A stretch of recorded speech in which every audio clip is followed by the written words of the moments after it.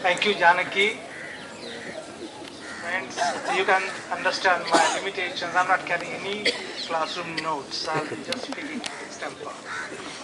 I think this subject is important because we are finding different definitions of nation.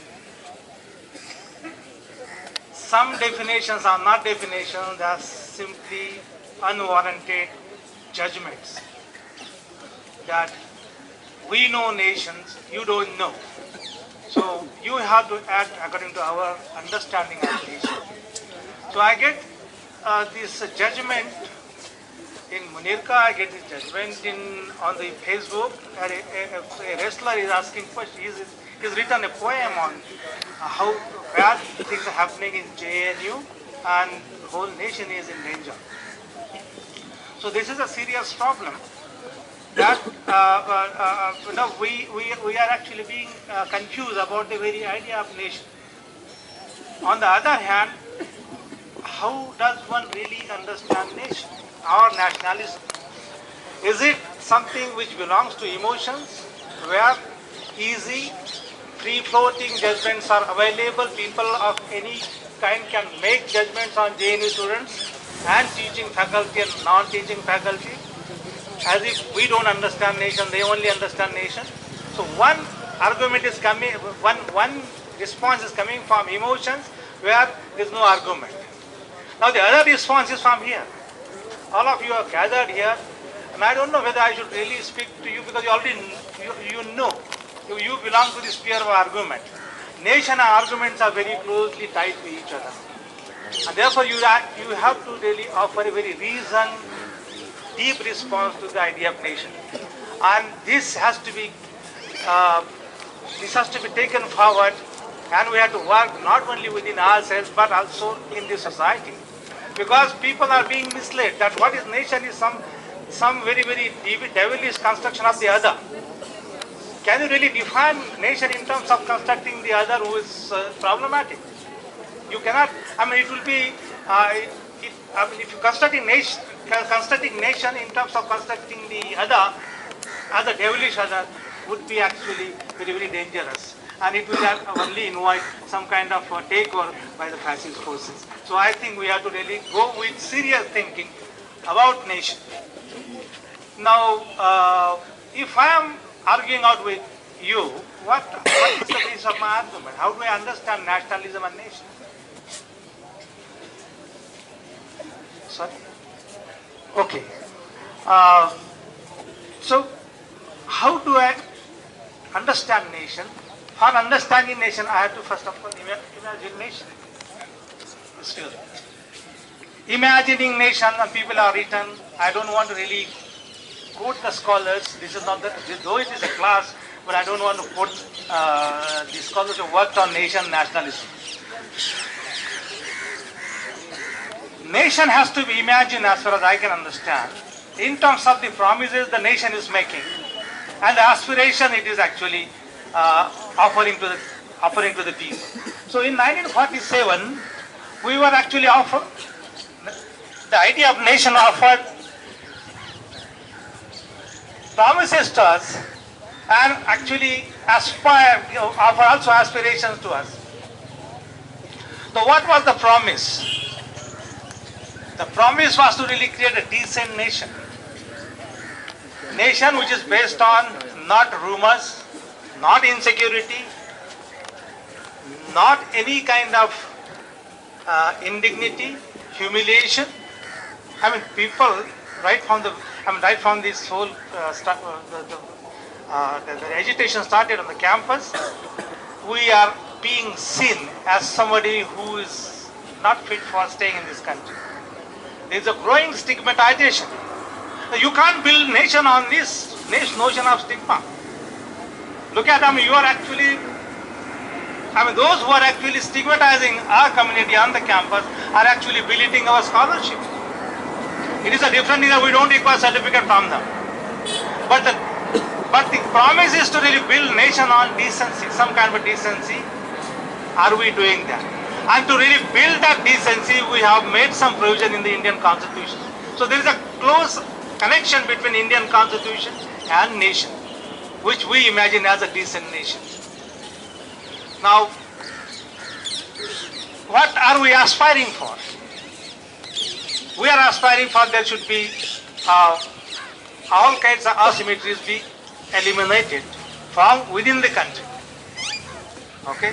Now, what are the asymmetries? One of the asymmetries is India, all said and done, is actually practically, sociologically, emotionally divided. We have one India which is Puraskrit India, the other India is the Bahishkrit India. And I am taking from Ambedkar. Our nation has to be evaluated on its moral capacity to really eliminate the divide between the Puraskrit and the Bahishkrit. Are we asking question to ourselves that after the 67 years of our independence, we have not been able to get Dalit Wardas into mainstream? There is other India, the Bahishkrit India. So the aspiration to bring India together in terms of eliminating this divide is important, and therefore we have to interrogate or evaluate nation on the basis of its moral capacity to bridge this gap. We don't need to borrow resources from outside. We don't need to borrow the resources outside. We have resources here in this country. If you look at the idea of Chakra, Ashok Chakra, Amar Priyanka, tricolor flag, this is one kind of very radical symbolism that the nation has incorporated into its own imagination. What is this radical symbolism that has been the part of our nationalist imagination is Ashok Chakra. And if you really interpret it in terms of its hermeneutic capacities, you will find that the nation has to be revolved, has to be made radical in terms of actually changing spaces. In the sense that, some people are scavengers here, they are sanitary workers, they should go up radically. And those who are actually, everybody has to do that work. So there is a need for radical rotation. The way you look at the dynamism of the chakra, every blade in the chakra has to go up and come down. And it is rotation. What a powerful symbolism we have got in terms of this chakra. And we have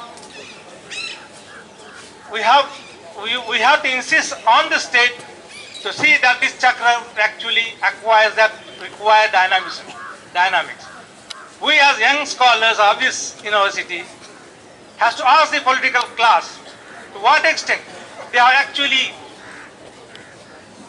pushed this mechanism ahead and facilitated this rotation and achieved this radical dynamism that is entailed in the chakra. This is one important symbolism that can actually defeat other symbolisms. Now, for example, we have nationalism which is articulated in terms of symbolism. And we have a very strong symbolism of Mother India. Is it not? So you have a choice, which symbolism is stronger? Mother India symbolism or chakra symbolism? That's it. It's a Samta chakra, it's an egalitarian. So the nation has to be based on this kind of some kind of egalitarianism, and that is there in our Indian Constitution and in our philosophy of Buddhism. Now, the point that was being raised in Teachers' Union's meeting, what is the relationship between nation and state? Is there a relationship? Which is important?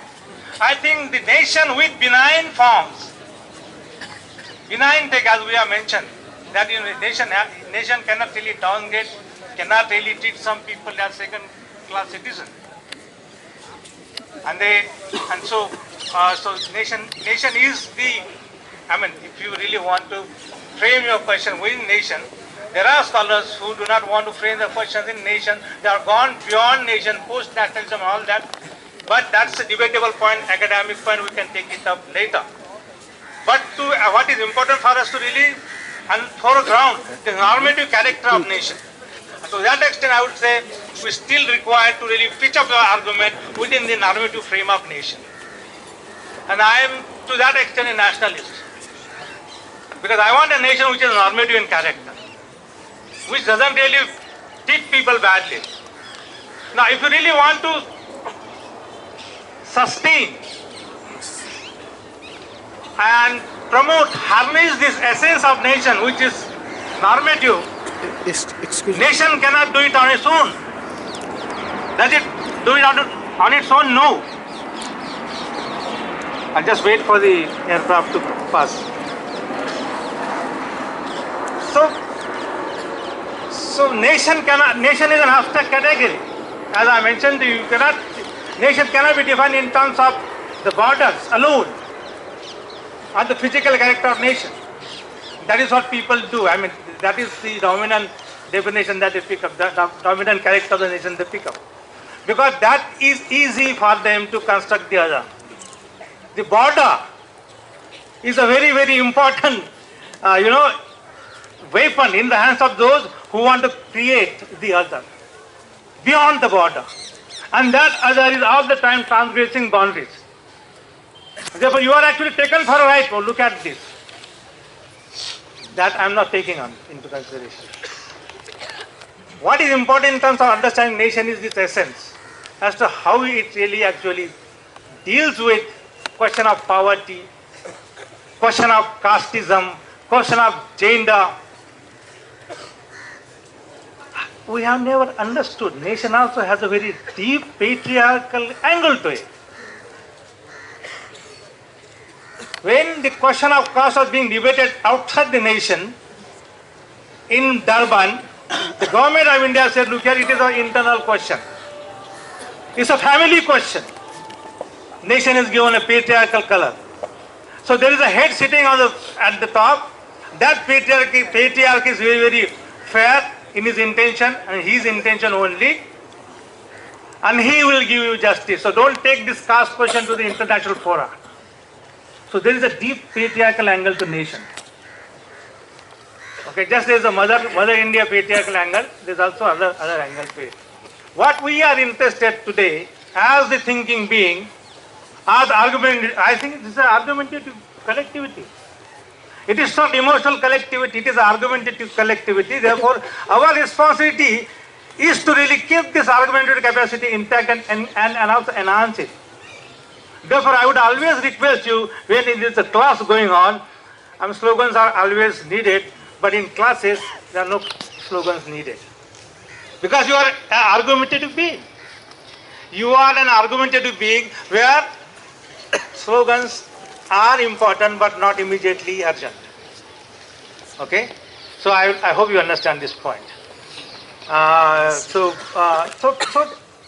the question is to maintain this normative essence of the nation. Who will do it? It is the state. The state has to play a very supportive role through the Indian Constitution and legal interventions. We are skeptical about all this legal and the bureaucratic and the police thing as it is unfolding itself in terms of very, very undefendable bias. But you have to actually defend this essence of nation through constitution and state. The point that we have to remember here is if the state is becoming overriding over nation, what happens? Today it is being seen as state is becoming much more prominent than the nation. But for your own reasons, you are actually trying to define nation. One political party is trying, one government led by one political party is thinking that this politics of that party is much more important than this nation. So there is a serious problem. If it is a welfare state which is responsible about the future of this benign nation, then that state has to take plebiscite on every day. I mean, Nivedita is going to speak about this. We do not ask question, how many of us really exist within the nation? How many of us are really visible within the nation? How many of us are claiming nation? Do we have any kind of moral authority to claim this nation? Do we relate ourselves to the nation? Is the question. So if when you are deviating from nation, it is the duty of the state to see that you actually connect yourself to nation through invoking everyday plebiscite. But here the situation is different. Instead of asking question to itself, the state is actually framing people. State is framing people, and that is much more serious. I mean, you should have your duty, your responsibility to see that you actually perform a national interest. And that national interest is not militarization. National interest to see that people are not hungry. They don't commit suicide. Farmers don't commit suicide. What kind of nation are you talking about? You don't ask questions to yourself. So you are actually in a way deviating from your own responsibility, constitutional responsibility. So there is a tension between nation and state. And state is becoming much more powerful than the nation. So I think for a very, I'm suggesting already that should we really recover nation? And in order to make a recovery of nation, you have to fight all the residual liabilities. And one liability is patriarchy. One liability is patriarchy. We have not been able to really deal with this problem. There are several others. I mean, I just remember Rohit Vemula's poem, the last 2-3 lines. And you should think about it. It's a very profound line. That if the nation is creating void, emptiness in your life, what kind of nation I'm living in? What is that void? What is that emptiness in Rohit Vemula? That he was known as a star on his caste certificate. People knew Rohit Vemula as somebody who only has been reduced to star. That stitch mark on this. In Hyderabad University, you don't mention your caste, what you mention is your star. If it is ST1, then SC 2 stars. And he was actually fed up with this star. Okay? And therefore he said, I am fed up with this star that are actually labeled against me. I want to join other stars. I am not happy with these stars. I want to join the stars in the sky. A profound line. This is a very tragic line he is talking about. But in this kind of country, if somebody is actually celebrating the void, it is a reflection on civil society, and which has received nationalism differently. What is your actually responsibility? And that's why I am saying this, because civil society on the campuses needs to be really civilized, which is not the case. So I think the role of this bureaucracy, state and all that has to really respond to these aspirations of the nation by really taking its own job seriously, which it is not taking, I guess. And therefore, there is a tension between state and nation. Now, there is another point that we have to keep in mind. So what is the relationship between government and state? Are they same or they different? It's a bit boring academic point, but I have to make this point. Because I keep making this point, but this is a boring point, but please bear with me. And this is, Prabhat, you have to help me. This is, again, Althusserian. State is an essence, and government is its existence. What we see in court is an existence. What is the essence of the state? Essence is something like this. It's a nichod. Nichod hai. It's nichod hai. Essence मतलब निचोड़ है. निचोड़ कहाँ पे है? निचोड़, you can't see the निचोड़. Somebody asked this question. JNU is being subsidized by the corporate money. The essence is the corporate money. But that essence is invisible. It only sustains the existence. Actually, it shapes the existence of the nation. That is government. Okay? But if government, because of certain ideology, is overriding over the state, then it is a problem. So I am already indicating three levels of problems. One is nation and state, and the rift between the two, and another rift between state and government. So it's a big problem, my friends. Do you want to restore nation? Yes. In what form do you want to restore nation? In its benign egalitarian form? If you want to really restore this nation, what kind of state do you want to really invoke? Or you want to have control on? State which is not anti-people, which is not anti-minorities, anti-margin. State which is responsible for actually meeting these aspirations that were promised. You know, this paradox of the nation is that what it promises in the beginning doesn't really fulfill later on. That is the paradox. We should really focus. This is not academic point. This is the point which should really become, you should be obsessed with this, asking these questions of paradox everywhere. What is promised in the first instance is not delivered at the next instance. And that's the problem that we have. So we have nation state and state government. And what happens, people mistake, the common people mistake government as state. Government is not state. Government is only one apparatus of the state. Now we have to find out how to deal with this state. And it's a much larger question. I mean, you talk about the you talk about the sovereignty of the state. And state actually is defined in terms of its sovereignty from the external danger. Most of the time, external danger is always constructed. Most of the time, external danger is always constructed. And we also have a very fake notion of sovereignty today because we are never sovereign, we are not autonomous.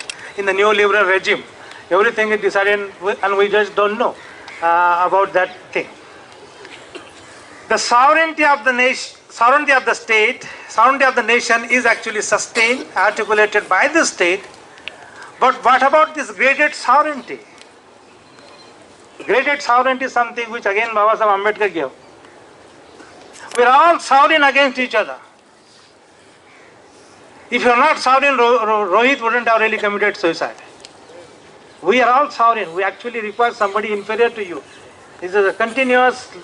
And I think if you really want to work within the boundaries of the parameters, the benign normative parameters of the nation, you have to really, through your argumentative capacity, collapse this graded sovereignty and make sovereignty seamless in terms of autonomy to take decision. I am not to be booed or I am not to be bullied by anybody's emotional definition of nation. I have own capacity to really define what is nation. How much nation really hurts me, attacks me, I will evaluate nation on an everyday basis. It is not the definition of nation which is acquisitive, which actually brings out confession and commitment and confirmation from you. These are days where you are forced to commit, confessed. I mean, this is coercion. You cannot really actually define nation in terms of forcing somebody to toe line. This is what it is. So nation is a very, this is a very limited point I'm making. But we have to be, you cannot take that acquisitive notion of nation or definition is not available to you. What is available to you is not even assertive notion of nation. And I'll just stop here after 2 minutes. What is the assertive notion of the state? And cricket is one example. They are asserting. They are arriving. Everybody scored 1 century, a singularization of nation. You actually identify as a single hero with nation. That is assertion. But we should be interested in analyzing, interrogating to how much quality of life the nation has given to me. Nation as something within which the nation state functions, the state functions. How much has it really changed, reshaped the social relationship, which is actually regulating, guiding my everydayness, everyday practices. And this is not I mean, Swachh Bharat. Swachh Bharat, you say Swachh Bharat. Bharat is a nation, is it not? It is. But you have to ask one hard, concrete question. How is this Bharat possible? This Bharat is possible because there are 13 lakhs of the sanitary workers who are making it Swachh. But you take pride in, Ahmedabad is first rate. I mean, it is not, but anyways, they say. On whose basis you are actually serializing?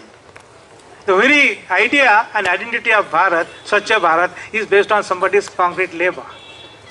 And you just don't bother. Some people die in manhole. You don't care about them. But this is so people always love in tautological understanding of nation, something which is generally given. What is at the very specific contextual level is almost ignored by everybody. So what can really embarrass the politicians or the governing class, if not the ruling class? I don't know ruling class ever has any emotional feeling. Have they ever cried? Have they ever seen people crying? The corporate crying. I have not seen them. That's why the invisibility of state. They have actually separated the social from the economic. Whatever is happening in the sphere of social, it is not their concern. They are very insensitive. If it is sunsets growing, last week, 3,000 crore rupees were withdrawn from the state, from the market, and Sensex came down, flashing 800 points. They are worried about that, but not about the social. So there is the state is invisible, the essence is actually hiding because there is a separation between the social and the material and the economic and the market. When we are thinking about realizing nation in its normativity, you must connect the social and the economic. And without that, I don't think you can really make any comprehensive understanding of nation. And so I think the concreteness, the ideology of nationalism, which actually necessarily glosses over the concreteness of the nation, has to be actually criticized, interrogated, if not debunked. We have to debunk it finally. But the concrete will always fly in the face of the tautological, the general, the given definition of nation. We want nation that will actually have some bearing on the transformation of people's life. And this has to be actually incorporated in the syllabuses. If not, it is there already, you must introduce your own. For this class, I think I introduced a small chapter on nation. I hope we'll have some discussion. Thank you very much. Thank you to Gopal Guru for starting off the series with some very important reflections, and I would like to just pick out 3 things that I thought that he was trying to tell us today. I think he's given us what can easily be called a very optimistic idea of nationalism. And this, I'm sure, will be debated in the days to come. So the first point that I think he is trying to suggest is that the nation is a possibility. Unlike my closer, yeah. I said the nation is a possibility, unlike what my dear friend and colleague who passed away a year ago used to hold, that the nation is an impossibility. Gopal Guru has asserted very strongly, I think, that the nation is a possibility.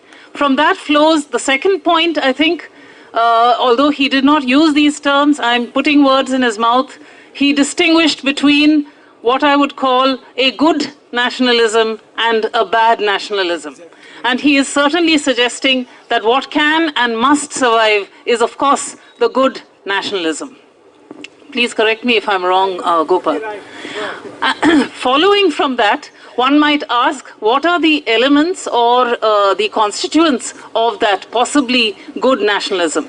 It cannot, as I understood Gopal correctly, rely entirely on questions of ethnicity, on questions of blood, on questions of religion, on questions of language, on questions of caste. It has to be, as I understood him, to be tied to something that supersedes these kinds of strengths and loyalties and should be based on the Constitution. So he's talking primarily about a constitutional nationalism, which I think he has foregrounded in this talk. And that constitutional nationalism is exactly what we in JNU certainly uphold and we are committed to.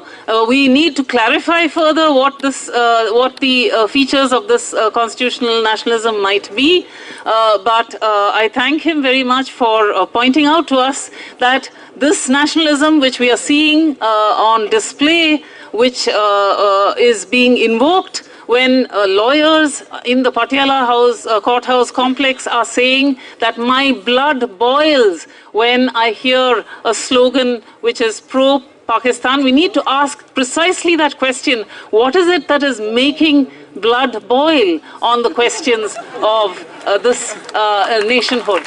And what is it that leads to particular forms of action? I want to remember, I mean, as a historian, I would like to remind some of you that in the very important and crucial movement of the national movement, the Quit India movement, you will remember that the slogan which was given by Gandhi, which said Karo or Maro, was very quickly turned into Karo ya Maro.